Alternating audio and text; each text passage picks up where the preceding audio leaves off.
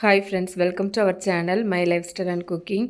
First time பார்க்குறீங்கன்னா subscribe பண்ணிவிட்டு பாருங்கள் ஃப்ரெண்ட்ஸ். நம்ம இன்றைக்கி அரிசி பருப்பு வச்சு ஒரு வெரைட்டியான ஒரு ஹெல்த்தி ரெசிபி தான் பார்க்க போகிறோம். நல்ல பஞ்சு போல் நல்ல சாஃப்டாக இருக்கும், ரொம்ப சூப்பரான டேஸ்ட்டாக இருக்கும். எப்போவுமே இட்லி தோசைன்னு செய்யாமல் இது போல் செஞ்சு பாருங்கள், ரொம்ப டிஃப்ரெண்ட்டாக நல்லாயிருக்கும்.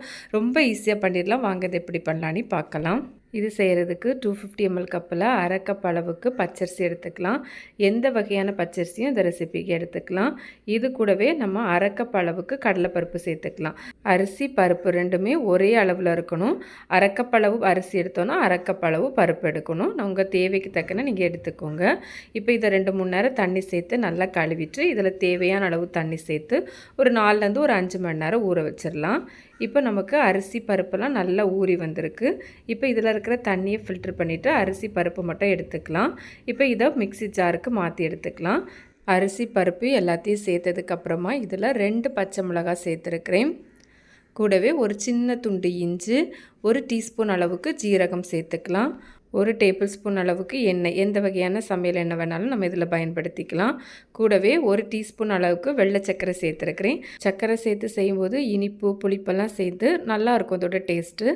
கூடவே இதுக்கு தேவையான அளவு உப்பு சேர்த்துக்கலாம்.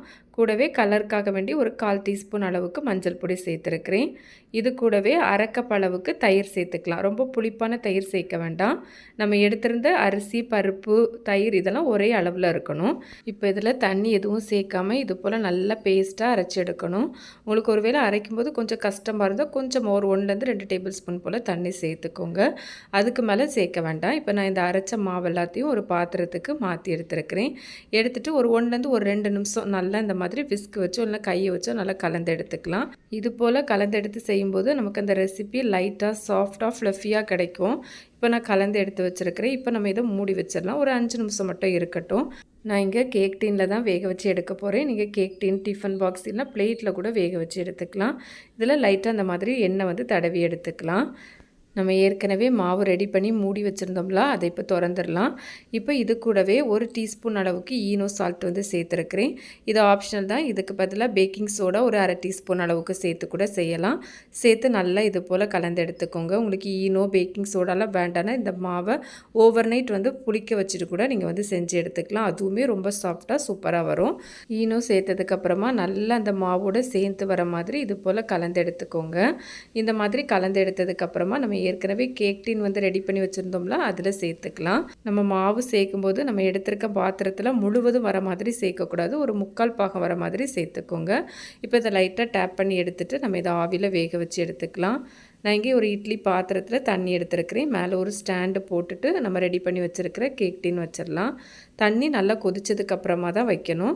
இப்போ இதை மூடி வச்சு மீடியம் ஃப்ளேமில் ஒரு 10லேருந்து ஒரு 12 நிமிஷம் வச்சு எடுத்துக்கலாம். 12 நிமிஷத்துக்கு அப்புறமா நான் இங்கே ஓப்பன் பண்ணியிருக்கிறேன். இந்த மாதிரி கத்தி ஏதாவது இன்சர்ட் பண்ணி பாருங்கள். ஒட்டாமல் வந்ததுன்னா நமக்கு நல்லாவே வெந்து வந்திருக்கு. இப்போ நம்ம இதை வெளியே எடுத்து ஆற வச்சிடலாம். நல்லா ஆறுனதுக்கப்புறமா இந்த மாதிரி ஓரங்களை கத்தியை வச்சு எடுத்து விட்டுட்டு ஒரு பிளேட்டில் இந்த மாதிரி கமத்தி எடுத்துக்கலாம்.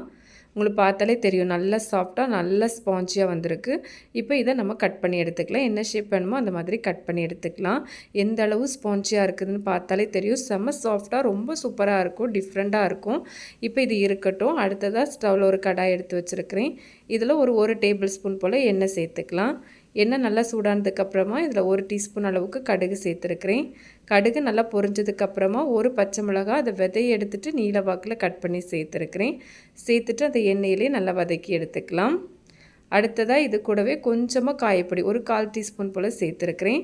கூடவே கொஞ்சமாக கருவேப்பிலையும் சேர்த்துக்கலாம். இதெல்லாம் சேர்த்து நல்லா தாளித்து பொரிஞ்சு வந்ததுக்கப்புறமா ஸ்டவ் ஆஃப் பண்ணிடலாம். ஸ்டவ் ஆஃப் பண்ணதுக்கப்புறமா ஒரு எலுமிச்சப்பழம் அதோட விதையை எடுத்துகிட்டு சாறை மட்டும் நான் இதில் புழிஞ்சு சேர்த்துருக்கிறேன். எலுமிச்சப்பழச்சாறு சேர்த்ததுக்கப்புறமா இதை நல்லா ஒருக்கா இது போல் கலந்து எடுத்துக்கோங்க. இது போல் நல்லா கலந்து எடுத்ததுக்கப்புறமா நம்ம ஏற்கனவே ரெடி பண்ணி வெட்டி வச்சுருந்தோம்ல, அதுக்கு மேலே இது போல் சேர்த்துக்கலாம். நல்ல ஜூஸியாக நல்ல சாஃப்டாக இருக்கும். நம்ம இன்றைக்கி டோக்லா அரிசி பருப்பு வச்சு செஞ்சுருக்கோம். ரொம்ப டிஃப்ரெண்ட்டாக இருக்கும், நல்ல டேஸ்ட்டாக இருக்கும். ஃப்ரெண்ட்ஸ் கண்டிப்பாக ட்ரை பண்ணி பாருங்கள். கடலை மாவு வச்சு பண்ணுவோம், இது கொஞ்சம் டிஃப்ரெண்ட்டாக இருக்கும், நல்லாவும் இருக்கும். கண்டிப்பாக அந்த ரெசிபியை ட்ரை பண்ணி பாருங்கள். நான் இப்போ இதுலேருந்து ஒன்று எடுத்து காமிக்கிறேன். எந்த அளவு சாஃப்டாக நல்லா ஜூஸியாக இருக்குதுன்னு. கண்டிப்பாக அந்த ரெசிபியை ட்ரை பண்ணி பாருங்கள். இது போல் நிறைய வெரைட்டியான ரெசிபி நம்ம சேனலில் இருக்குது. லிங்க் எண்ட் ஸ்க்ரீன் ஐகார்ட்லலாம் கொடுத்துருக்கிறேன். ஃப்ரீ டைமில் சேனலையும் விசிட் பண்ணி பாருங்கள். கண்டிப்பாக உங்களுக்கு யூஸ்ஃபுல்லாக இருக்கும். இந்த ரெசிபி ரெசிபி வீடியோ கண்டிப்பாக உங்களுக்கு பிடிக்கும்.